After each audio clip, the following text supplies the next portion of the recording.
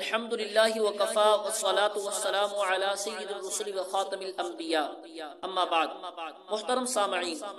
خدائے ذوالجلال کی توحید کے بعد سرور عالم سیدنا محمد مصطفیٰ صلی اللہ علیہ وسلم کی رسالت اور ختم نبوت سب سے اہم ہے۔ جس طرح بغیر توحید کے اقرار کے کوئی شخص مسلمان نہیں ہو سکتا، اسی طرح بغیر ختم نبوت کے حقیقی اعتراف کے کوئی شخص مسلمان نہیں ہو سکتا۔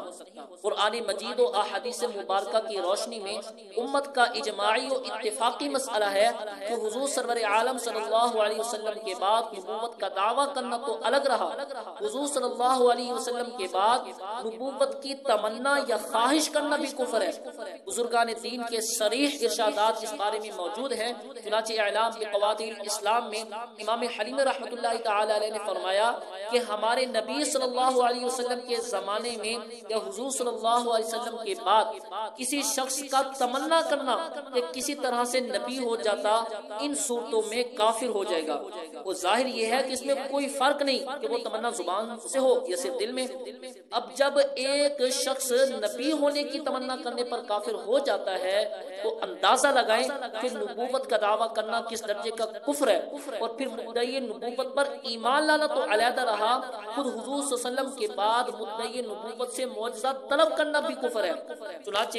اس کے متعلق سراج الامت حضرت امام اعظم نعمان بن ثابت امام ابو حنیفہ رحمۃ اللہ تعالی علیہ کے زمانے میں ایک شخص نے نبوت کا دعویٰ کیا اور ایک دوسرے شخص نے کہا کہ میں جا کر اس سے اس کی نبوت کی کوئی نشانی اور معجزہ طلب کرتا ہوں تاکہ اس کا صدق و کذب عیاں ہو، پتہ چلے۔ اس پر حضرت امام اعظم ابو حنیفہ رحمۃ اللہ تعالی علیہ نے فرمایا من طلب منہ علامۃ فقد کفر بقول النبی صلی اللہ علیہ وسلم لا نبی بعدی، کہ جو شخص اس سے علامت طلب کرے گا تو وہ کافر ہو جائے گا، کیونکہ حضرت محمد صلی اللہ علیہ وسلم کا فرمان ہے کہ میرے بعد کسی کو نبوت نہیں مل سکتی۔